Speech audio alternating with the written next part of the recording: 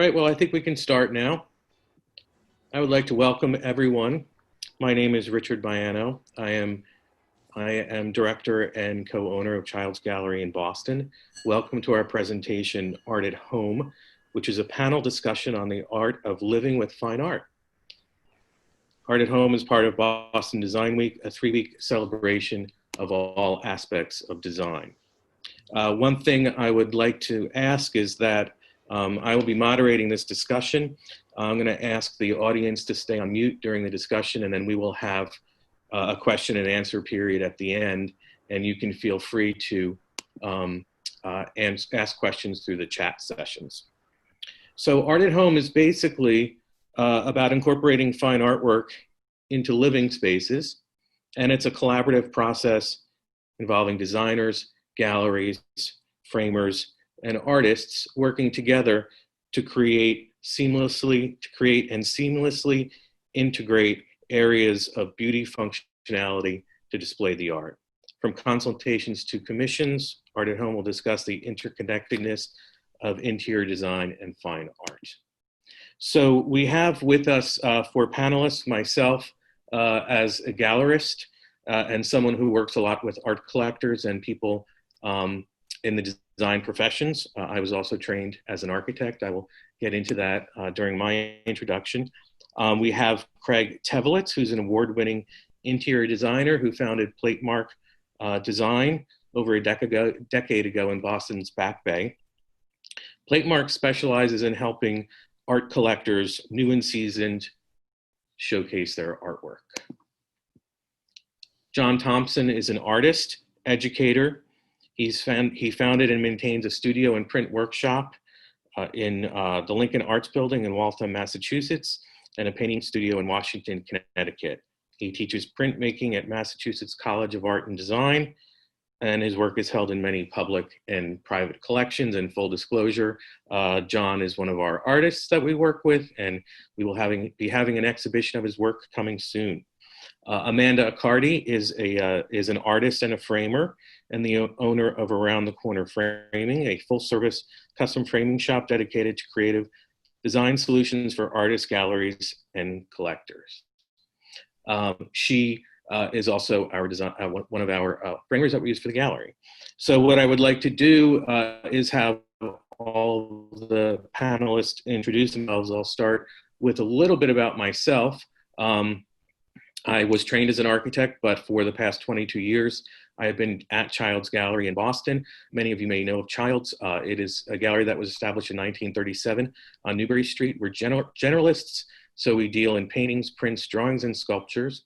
And I would say that we work with collectors of all levels, and we work a lot with interior designers. So from there, I would like to introduce Craig Tevolitz and have him say a little bit of something about himself. Hi, everyone. I'm Craig Tevolitz. I own Platemark Design here on Newbury Street in Boston's Back Bay. We design homes and condominiums and apartments for a pretty good number of art collectors, enthusiasts, patrons of the arts. And we often end up working from the art collection backwards. That's something that we provide based on the art collector's collection. And what this means often is helping them with placement, helping them with object display, storage solutions, lighting and such. And because of that, I'd say that our style tends to reflect our clients' tastes and not the other way around. So it creates a very interesting dynamic, and we very much enjoy it. Great. So John Thompson, if you could tell us a little bit about yourself. Well, like Richard, I started out in a different world. I did art and then a degree in art history, and then kicking around did a degree in business and working for nonprofits and trying to raise some money, and ended up in all places a computer software company and spent 16 years doing that. And I finally, like a Shaker song, come round right. In 2000, I was able to go back into the arts full time and finish a third degree from Massachusetts College of Art and Design. very happily, and I've been teaching there and other places ever since. Big studio. I'm known for big prints. I like working large. Bigger the better. Great. Thank you. So Amanda, if you could tell us something about yourself. Hi, I'm Amanda Accardi. I own Around the Corner Framing. We are a full-service custom framing shop in the South End of Boston.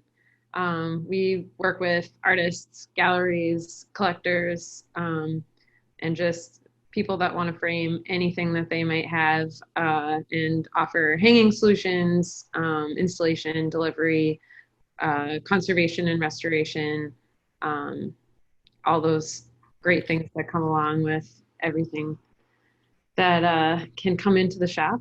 And I got started as a painter. I also went to Mass Art and stay very connected to Mass Art, the Mass Art auction, and still work with a lot of the art institutions in Boston.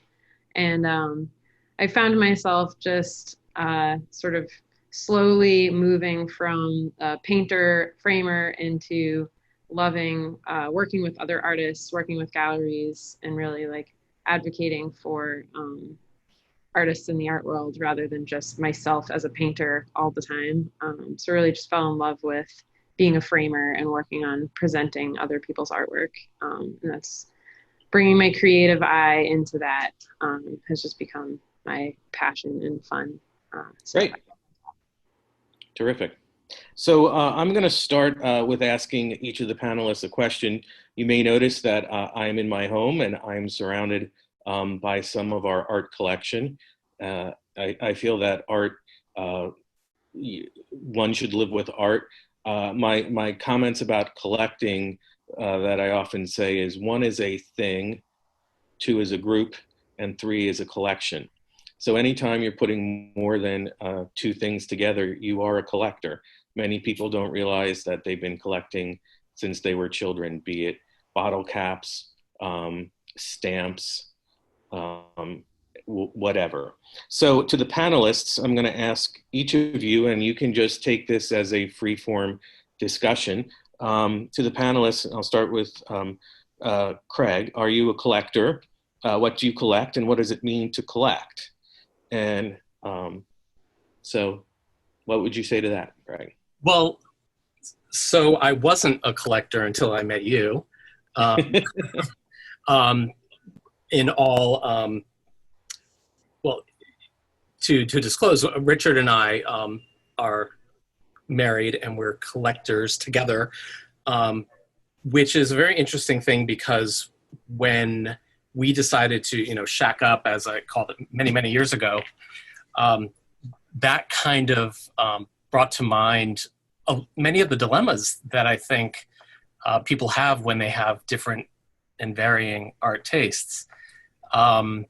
So sometimes people collect neon bear signs, sometimes people collect fine art, and helping people integrate together is one of the things we do a lot, actually. So we collect a number of things. Lately, we collect a lot of photography, and that's also something that's gotten us into being much more involved with the Museum of Fine Arts, and because of that, we have met some wonderful curators and friends of curators and the entire MFA family that's really helped us fill our curiosity. That answer? Sure. Now, John, tell us a little bit about yourself and your collecting. I grew up in upstate New York in a house that had some calendar prints on the wall as art. There wasn't any original art. And it took me a while before I discovered museums existed, and discovered all of these incredibly beautiful objects stored away, and I think, unfortunately, very much out of reach of people, behind glass, don't touch, move away. And also, galleries can be very intimidating, not Child's, I'm glad to say. But lots of galleries you walk in and no one smiles at you, and you're expected to walk around and no one tells you you need to ask for a price list, and you don't know whether what you're looking at is a $10 or $10,000 item, and it's scary. So starting out in art school and other places, trading with friends and sort of collecting. The first prints I ever owned, I just actually discovered cleaning out somebody's house. I was throwing away a bunch of frames and discovered a Stefano Della Bella print in a frame that was being tossed. Still have it. But finding out that you could actually own this stuff, and then I went off like a freight train. My wife and I both like antiquing. We both like looking. We both like finding stuff. You see behind me flat files. These flat files and more of them are filled with unframed flat pieces of work. And just so everybody can understand, my daughter and I are just working on inventory, and this is a sheet of paper for each item that I currently own. Not my own work, but there's 550 pieces of art that I've managed to pick up over the years. So it's a very serious collection. And the collection ranges from, I think, some very interesting, quirky work from unknown artists to very classic old master prints. And my big fascination is with contemporary printmaking and the incredible variety and methods of making prints that in itself is an education. And good galleries will help you understand that. So don't be intimidated. So Amanda, tell us a little bit about you and collecting. Yeah, as an artist, little kid, I considered myself a collector. I collected everything in my pockets as a kid. Shells, it had thousands of collections of crayons that I would color with, crayons that I would not color with. I was very much started that way as an artist. And through my business, I've definitely been able to start my real art collection by meeting a lot of artists that have come into the shop, a lot of people that I respect that I've worked with, a lot of emerging artists that have made really amazing work that I sometimes am lucky enough to get to trade with them for a frame that's valuable for both of us, and I love doing that. And I've learned a lot about collecting and starting out a collection. I aspire to John's and Richard, you guys are all seasoned collectors at this point, and I've really just started. But I, go back to mass art and at least buy one piece from the auction every year. And I've sort of made it a point to make the rounds to the places in Boston that I really like to support and connect with to start buying pieces. So that's kind of back to something Craig mentioned when we were first moving in together, we had to deal with merging our art collection. And so my question, that's for all of you, but Craig, it's also specifically for you. What's the process like of working with an art collector? In my work, it's often very different. We have certain people who are new to collecting, and they're collecting because they have a curiosity. Maybe they are, have gone to a couple of the museum sales and found that oh, I like this or I like that. Some maybe they know very little and they, don't know where to begin. Where do I start? And of course, all the way to, very seasoned collectors who, hoarder level collectors who know exactly what they want. They know that they cannot go without buying something else. They'd rather spend it on art than food, type of thing. So I love the varying personalities, and I really like people who know what they want and have a really great sense. So our spaces that we design end up, feeling like a lot of what the collector is trying to collect. I guess it's surrounded by the love of their collecting, and making their art look more beautiful than they ever thought it could. I guess that's really where I'd stand there. So Amanda, as a framer, how was your experience in working with collectors? Well, I've definitely have people come in with work that, sorry, I am at work. Obviously very valuable in whatever way that it is valuable to them, either monetarily or sentimentally. Sorry. So I think that my process with people is always to figure out what it is that they're bringing to me and talk about, I love hearing the story of whether they bought the piece or they acquired the piece or it's a family piece or, you know, there's just like always really interesting stories that people have. I feel like collectors, whether seasoned or new, are very passionate about whatever the piece it is that they're drawn to, that, you know, either they, like I said, had like a family story, or there's just always there's more to it than just the piece. It's like always about their connection to it. And that's really interesting to me to learn. And then I've also gone on, as I've had the business for 11 years now. And I think in the beginning, it was very much just about what people brought into me. And now I know so many artists and I have such a big network that I've started to be able to work with people more on building their collection. And, you know, I've brought people into the mass art auction. I've brought people to the museum school sale and have helped them find pieces to fill their home. I go to people's homes, look around, help them find pieces that they're looking for and the type of work that they're looking for, whether it's paintings or prints or, you know, and can kind of pull from my network of artists to help them find a piece that they love. And that's really a fun part of my job too at this point. Now, John, you work with both collectors, but I know you also work in commissions with interior designers. So what's your experience like? First of all, I should say that I encourage everybody to collect.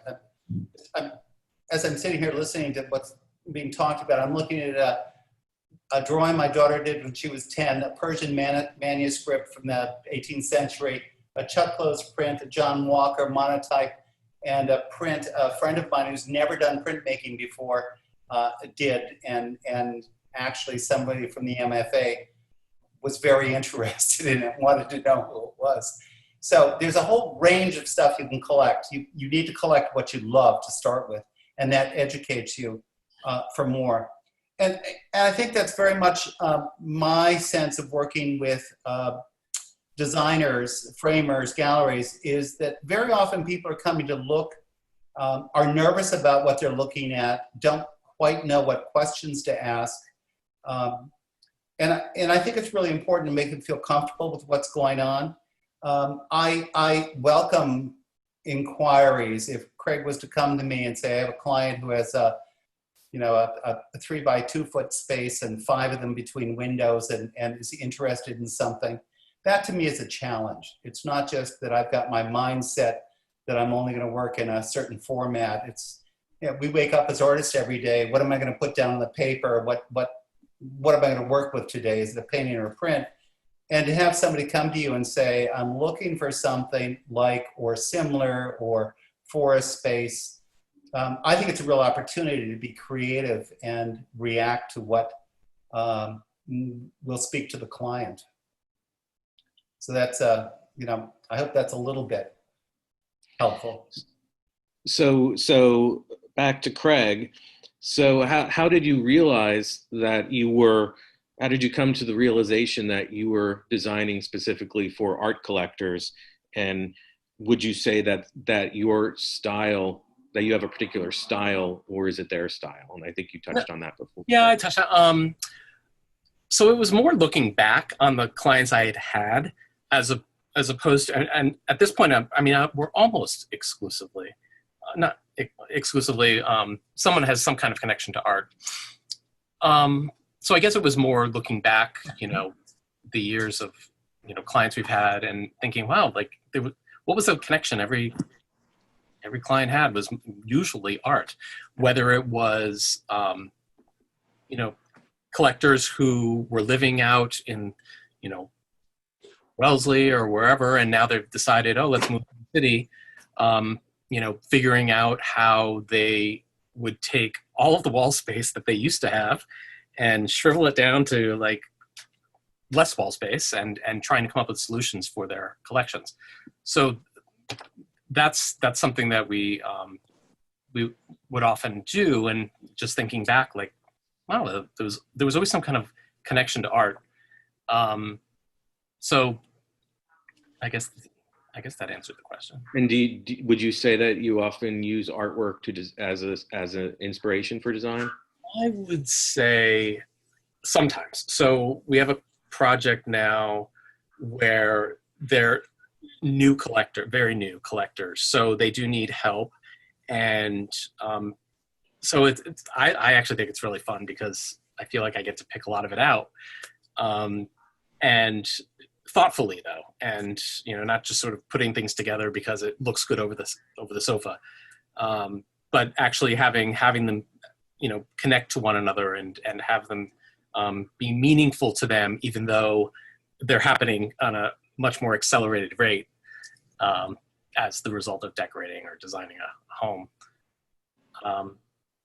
So you did ask about the style, but what's interesting is because many of our clients have a really good idea of what they like, we're almost reverse engineering that out of their collection, and it's really fun to see that happen very organically, rather than only going and, oh, we need something for this space, or we need something for the ubiquitous over the sofa.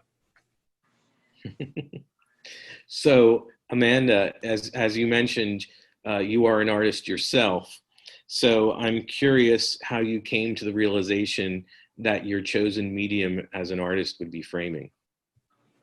Yeah, I think I started to go into that a little bit in my intro, but it sort of just organically became such a passion for me. I really got to use my creativity in a way that was a little bit different than just painting, where I was, setting up a blank canvas and coming up with ideas. I found myself really inspired by having a piece of art or a poster or whatever it is to work with, sort of as my canvas, and adding pieces to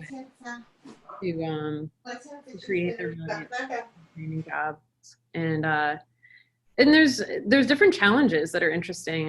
Working with galleries is a way that we're really talking a lot about conservation, about the artwork itself, and the materials that we're using to protect the work, to make sure that something's going to be like long lasting. And galleries, artists, things like that, working with pieces where you're really trying for like a neutral presentation. But I think the way that I really like to work is that neutral doesn't necessarily just mean a white frame on everything. I really love to bring personality from the frame to the artwork and make the whole piece really shine all together.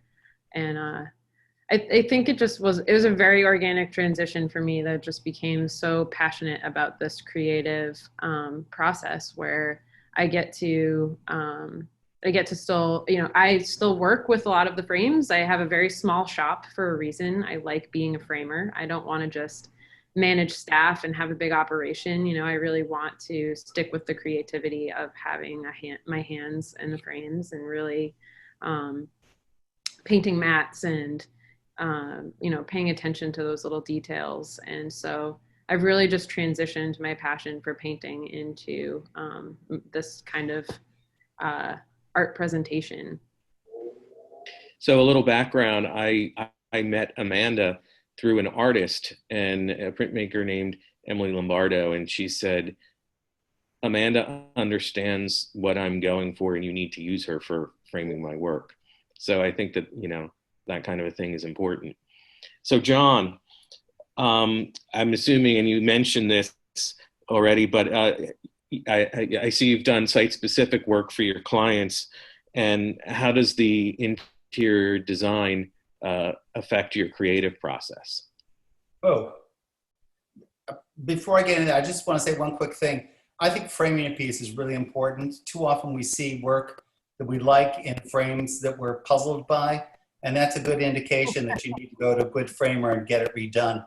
My wife and I think it was for maybe our 5th anniversary, decided that we were going to take a bunch of stuff that had come down through her family, or wedding gifts or gifts from a friend, and we went to a framer and got it all redone. And that was 30 plus years ago, and we're still enjoying those same frames. They were done right, and they've lasted. Big investment at the time, but a wise one. So I just encourage you to think about that. Nothing worse than having a good piece of art in a lousy frame. It really is true. It's so interesting because obviously it's a terrific thing when somebody walks into your studio or show and a gallery and sees one of your pieces, and that's what I want. I've been looking for it. It's perfect. I'll take it. But I think it's really difficult for people to process, or sometimes they're forced into a certain format. And it's interesting. A lot of my work tends to go into public spaces. Hospitals, restaurants seem to be 2 big areas. And for a project at Mass General, they wanted big horizontal prints because the designer had put a chair rail in that, at a certain height, and they had to go above. I hate chair rails, but anyway, so they had to go, above a certain height, and so on and so forth. And I love them. I go and visit them. I just delivered a project for another client. It actually is a hospital that's going up in Saudi Arabia, and they wanted panels, and they're sort of 6 feet tall by 2 feet wide in groups of 4, going behind reception desks on every floor, and I did several of the floors for them. And I never would put that size. Who would go pick out a 6 foot tall, 2 foot wide times 4 panel? It's nuts.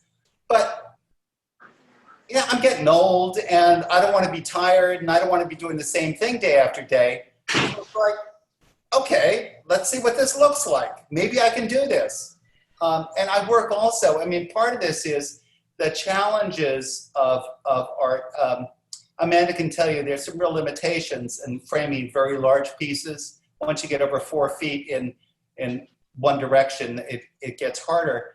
And I've had clients who wanted very large pieces. So I do some work on canvas that can then be framed more as a painting, which is very successful. So I think finding out and working with your collector, your framer, your designer, to find out what's going to work for you is really important. And I'm happy to do that because, as I say, I find it, I could go into my studio and pick up the same size canvas every day and wail away with paint and probably be pretty happy. I might get bored.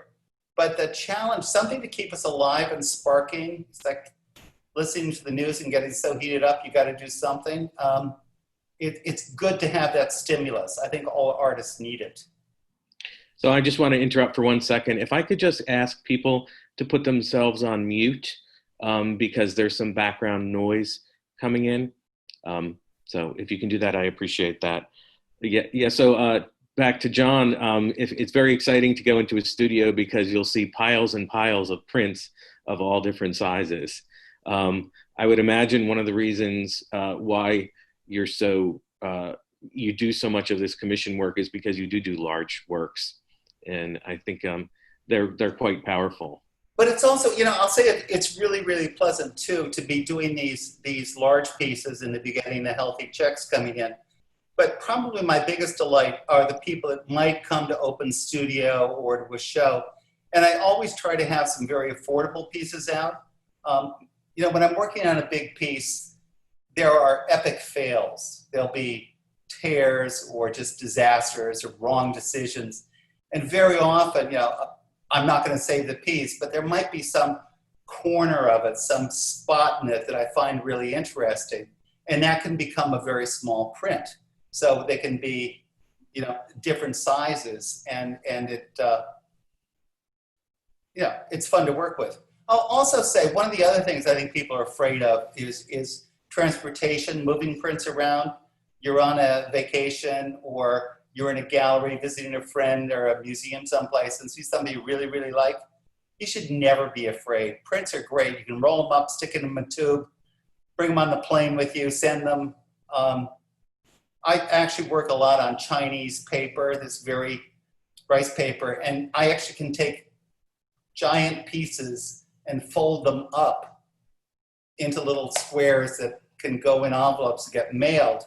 And then I need a good framer like Amanda to. Yeah, I was gonna say, you're cutting my work out for me, John. and you know, put it in a frame. Because I do so much work on paper, it's gotta be framed, and I need good framers. Cheap frames don't work for big pieces. They fall apart. They're always a disappointment. So I'm encouraging all of our collectors, spend some money on frames or flat files. Well, Amanda, if I can just sort of say, we're often worried for our clients when we're thinking about their collection, when we're designing the room, like worrying about like, where's the sun coming in? Is this going to be, you know, a really bad place to put something? So there's all these factors that we have to worry about. So to what extent Amanda, do you have to, or are you able to protect using, you know, UV glass or whatever? Because I always felt like some got in. And Yeah, I think that we try to give, you know, the most realistic advice. I think that one thing I want to interject quickly about kind of this dialogue is that I think the collaboration between everyone's like experience and advice is really great. And like, I think in terms of advice for this setting right here, I just want to encourage people to sort of take the intimidation out of this conversation for people to be able to ask questions that it seems like sometimes I feel like when people walk into my shop, they're really nervous to like ask me the wrong question, or they feel like they should, you know what they're talking about in terms of their art or their piece that they have. And I think it's great to just have a conversation about it and like learn about, I always ask people about placement in their house and what things are going next to. And it comes into play in terms of design and also, yeah, the protection of the piece, because there might be a spot where someone really wants to hang something, but it's an old photograph, and there's protective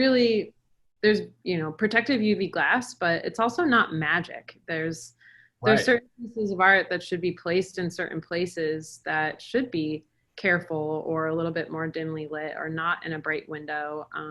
I try to display things in my studio so that people can sort of get a sense of what reflection next to a window will really look like, because there's lovely anti-reflective glass, but sometimes there will just be a piece that's, you know, if it's an all black background, no matter how magical the glass is, if you put it next to the window, it's going to be reflective, and it may fade a little bit. So I think talking a lot about like the whole situation with people is important, and not just saying like, oh, this is UV glass, it's definitely protected.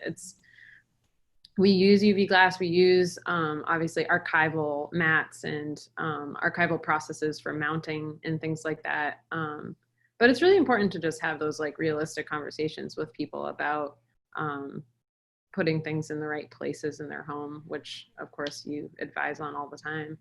And then in terms of materials, like John talking about certain papers and things like that, you know, there are things that are harder to frame than others. And I've had a lot of interesting conversations with artists about the materials that they use.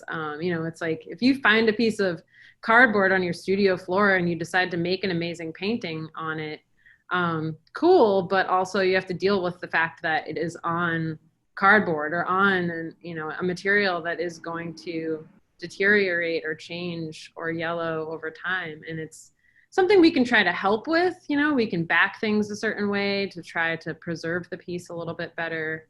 But I think I've sort of started to work with a lot of artists and like talk to them about materials and about the materials that they use, so that it doesn't make it as hard to frame, or that, like John said, sometimes painting on canvas can be a way to make larger pieces that are a little easier to deal with and hang. And so yeah, it's all kind of a back and forth dialogue. So one of the things at the gallery that we do often when we're acquiring art is we'll buy art in whole collections, and they'll often come framed, and we always find that we have to remove them from the frames because they've just been framed poorly. So, as you were saying, Amanda, there's an important conversation that needs to be had about the right way to frame, because it's more than just the way it looks, it's how it protects the artwork. So Craig, do you involve your clients in the selection of the frames? Well, so that I was going to say, sometimes if they have their own collection already, they'll have pieces that aren't framed very well, or maybe they don't look. Maybe it has the same frame it's had since the 70s.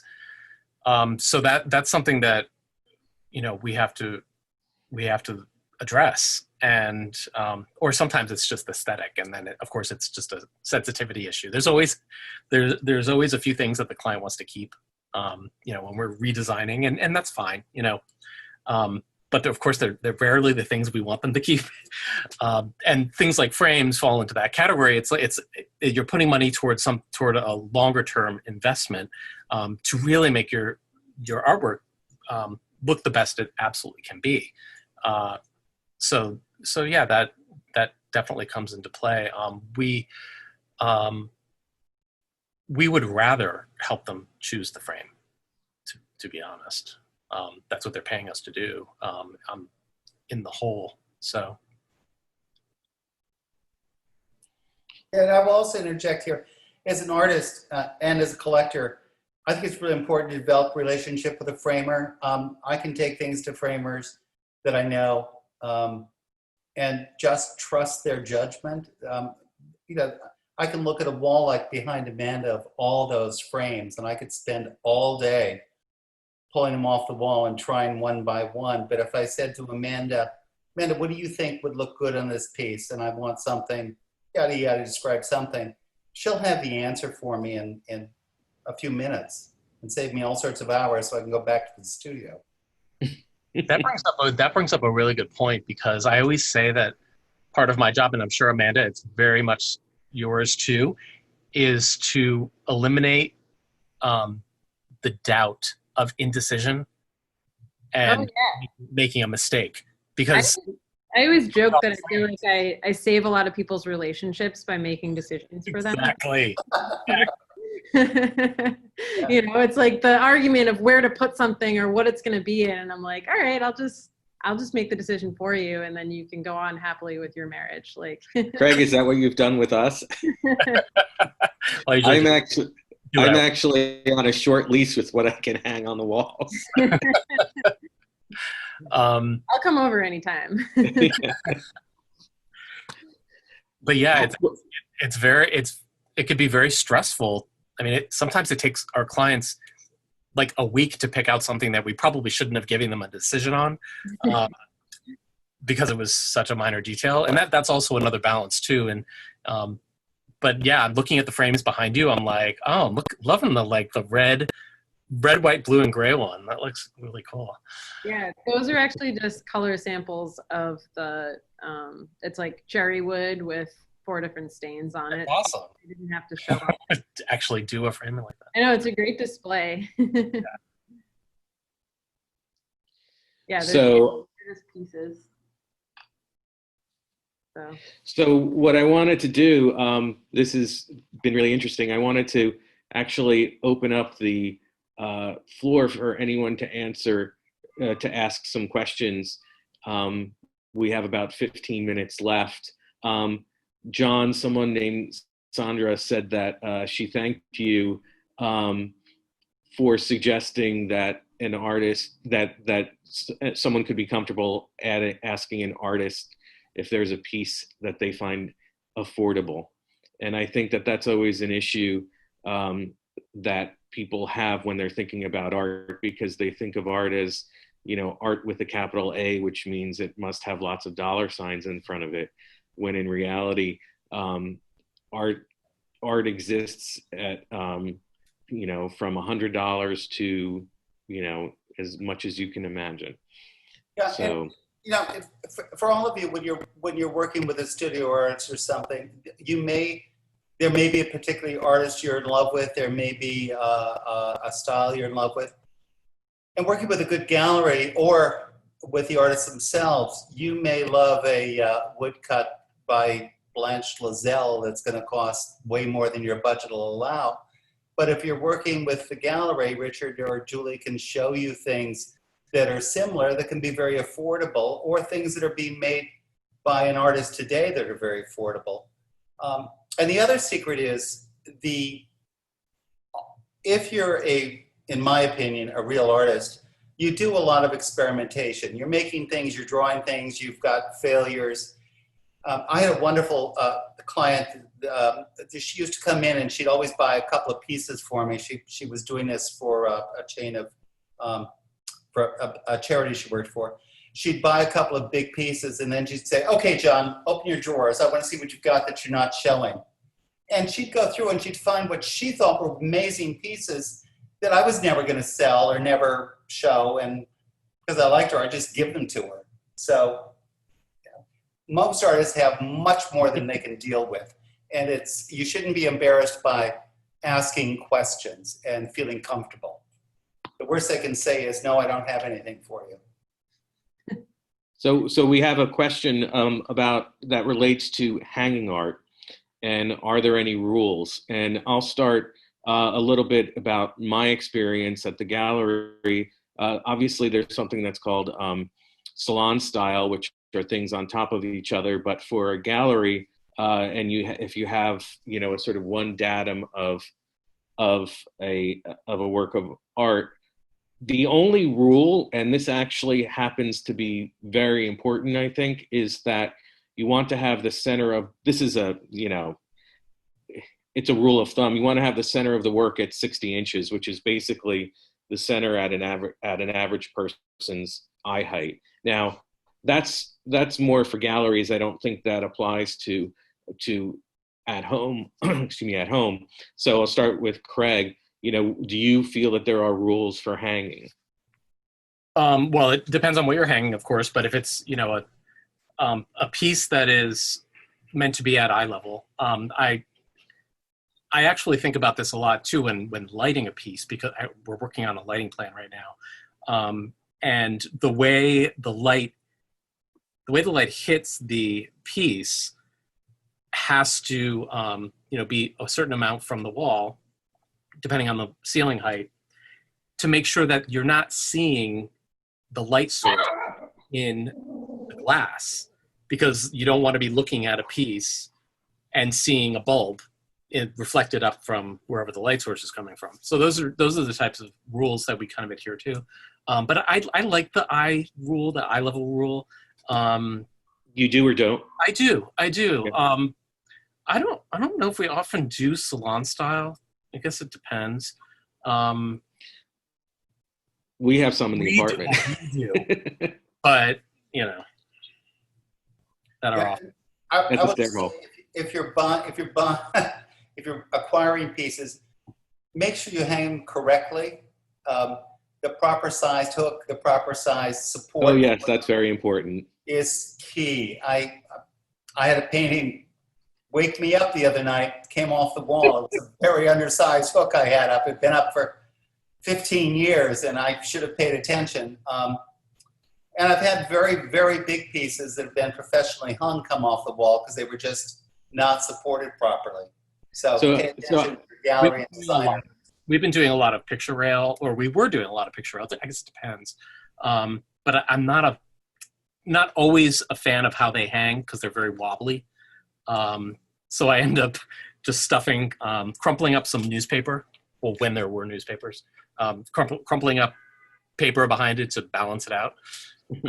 But that's a really great way of hanging art when you can't decide where to put things and you want to change things a lot. So one of the this is a trick that I don't think most people know about, which is when you're hanging a work of art, and let's say it's a piece that's 18 by 24 inches, a lot of people think you spend all this time measuring the center and you put the hook in the center and then you have one thing and it's always going like this. The real way to hang is that you find the center line and you go out like 2 inches from each side and you actually have two hanging, two pieces, two hooks to hang on, and then you can always adjust and you never have an issue with it becoming unlevel or anything.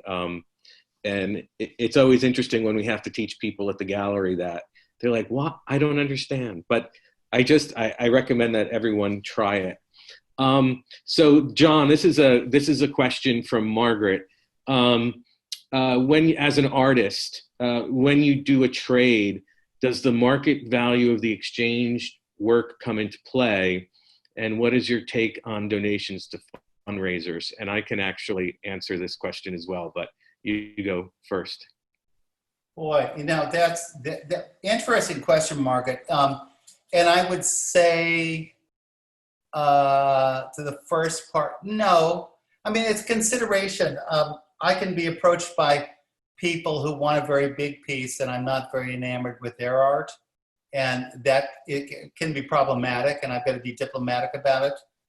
Most artists are pretty respectful about exchanges and understand. And I think when you're exchanging with an artist, I was always taught making art involves a lot of generosity. You've got to be willing to give, share your information, share your techniques, share your art with people.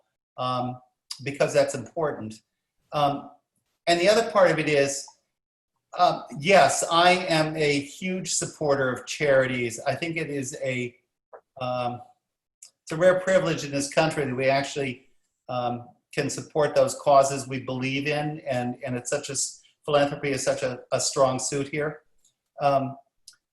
But I also think it's important that you understand the charity and set some rules.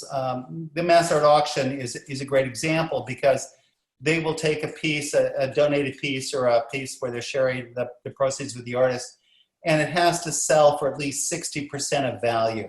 They won't sell it for a $10 bid if there's no other bids on it. It'll go back to the artist. So I think if you're doing something for charity, that you need to figure out what's respectable. And I've never had a problem with that. And I've had pieces of mass art auction, I've done it for years, that have sold way over the asking price, and other times just scraping by with that 60%. But I'm happy to do it because somebody ends up with a piece. I make enough art that I don't need to have piles of it in my studio. I want it out there where people can see it. I make something and pretty quickly I'm bored with it and I want to move on to something else. So it's a constantly changing, evolving process. I know that's too much information, but there you go. I mean, my only suggestion to artists is that they submit work that they could be comfortable that sometimes it might not sell for what I would consider its full retail value. The other thing that I think is important for artists to know is that if they are looking to take a tax donation for the donation of the artwork, as an artist, you're only allowed to deduct the amount of the cost of the materials. So oftentimes, I've suggested that, for example, an artist gift a painting to a child and then have the child donate it, which that's probably not something I'm allowed to do, or allowed to say, but that's something that I suggest. So I have two questions here that I'm going to group together. We'll start with Craig because you're addressed in one of them. One is, I'll put it together. What's the best lighting for art, or the best way to light art? And then relating to the chair rail, is there a designer's trick to actually hang large pieces of art over a chair rail? And that's why they hate chair rails too, John. Cut a hole, I don't know, or cut out a channel. Yeah, redo the chair rail. Or hang it below the chair rail. I mean, you can let it, like Well, a chair rail, just because a chair rail exists doesn't mean you have to respect the datum. well, you know what? I think that's where the the art hanging solution, the French style, The salon. salon, or just having a way where it's set back. I mean, it would probably involve a custom solution that it would be set or projected from the wall, so it was able to clear the chair rail, depending on what your depth on the chair rail was. But we come up with something. I mean, it's always something. Everything with what we do, there's always a challenge. It's like three-dimensional chess, like you say. There's you fix one thing, and there's always another thing that happens. So, yeah, there's definitely a solution for that. It's probably just a custom solution. So what do you think about the best way to light art is? So I like adjustable, multiple recessed lights, or wall washers, or a combination. So oftentimes I like to layer lighting from spots to wash, and then ambient lighting as well. And it's that sort of recipe together that makes you walk into a room, I think, and not exactly know why you can see that piece so well, why that art piece looks wonderful, but it's been planned. There's a few combination of light sources that are pointing at it. So Amanda, do you have people that come in and ask for picture lights?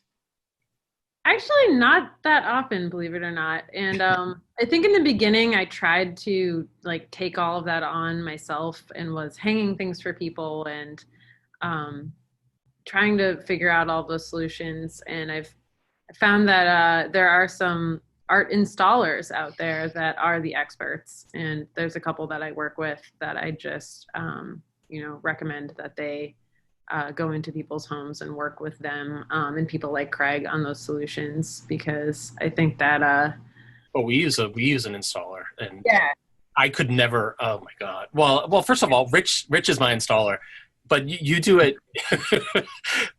You do it really quickly. I mean, around the house. Yeah. Like the art installers are typically, and sorry to interrupt, but they're able to go around a room and just hammer, nail, hang it, done. I'm like, how'd you do it? Lighting and stuff like that, I definitely leave to a different expert. Just not my interest, I guess. John, what's your feelings about hanging? Well, I think using installers is a great way to go. I think people shouldn't be intimidated. There are lots of fun things you can do if you're not able to afford installers and so on. You can look at a piece and try to decide if you like it. Go home and tape together some paper bags, cut it out to size, look at it on the wall, see if it fits the space. Talk to the gallery about what you need. If you've got a local handyman who knows where to find studs, if it's a heavy piece, you can do it. But nobody should be intimidated by artwork. You need to take care of it. Don't get me wrong, but paintings have survived for centuries. Obviously, the older they are, the more care they need. But the surface of a painting, or the protection a good frame provides, good glazing, really takes care of a piece. You just need to handle it well, make sure it's hung properly. And I also think the other thing for collectors is, if you're an active collector and if you're interested in what goes on, your tastes can change over time, your interests can change, your finds can change. So you're going to move art around. And nobody should be afraid of that either. Take something down, put something out, put something in a closet for a couple of years, and then bring it out, it's fresh again. I think that's the secret for people that have lots of art. Yeah. It was the big Victorian thing before TV and internet and stuff. You'd have an easel in the room and a set of prints, and you'd change them every week or two, so you had something fresh to look at. Well, we didn't even get to talk about sculpture and objects and cabinets and the curio cabinet full of objects.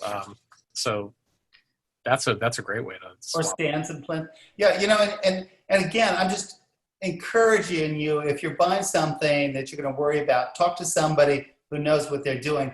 Everybody knows the incident in the Metropolitan Museum of Art where the Italian Renaissance sculpture was on a plywood plinth that collapsed and broke into thousands of pieces. It took them 10 years to put it back together. They had this panic the next morning. All the curators were there lifting every piece of statuary in the entire museum off onto the floor, checking every plinth in place. Yeah, and accidents happen. The Davis Museum, Wellesley, unfortunately, during a move, threw out a Ferdinand Leger painting. It was not unpacked. It was not inventoried properly. So, Well, conservators are there for accidents in addition to poor framing. stuff happens. Don't mourn it. It's part of being a collector. You know, it's if you're only safe and if you're only buying something you're certain about, and if you're not taking a chance on an artist or piece, or you're not taking a chance advancing your tastes, you'll get tired of it. Be bold. So one of the things that I think is very basic that we didn't get to say, but I would like to sort of say it in summary. The title of this discussion has been Art at Home. And I think, you know, the message that I would like all of you to take away from it is that, in my opinion, and I think of the opinion of the panelists, art is not something that comes at the end and that's a secondary thought. Art is something that is often the jumping off point, the source of inspiration, and there's art of all different price points, and you know, you just start with it and you're living with art. So Yeah, you know, if our house caught fire, the first thing I'd grab is the artwork. Get it out. first would be our dogs and then the artwork. No, cat can stay.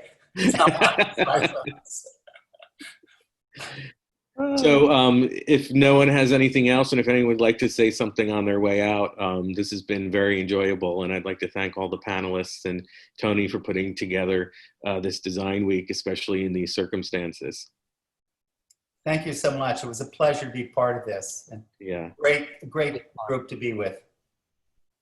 Yeah, this was really fun. I enjoyed talking to all of you guys and meeting you, John. So thanks for having me on. Thanks, everybody. Pleasure. This was Yeah, fun. thank you very much. Great.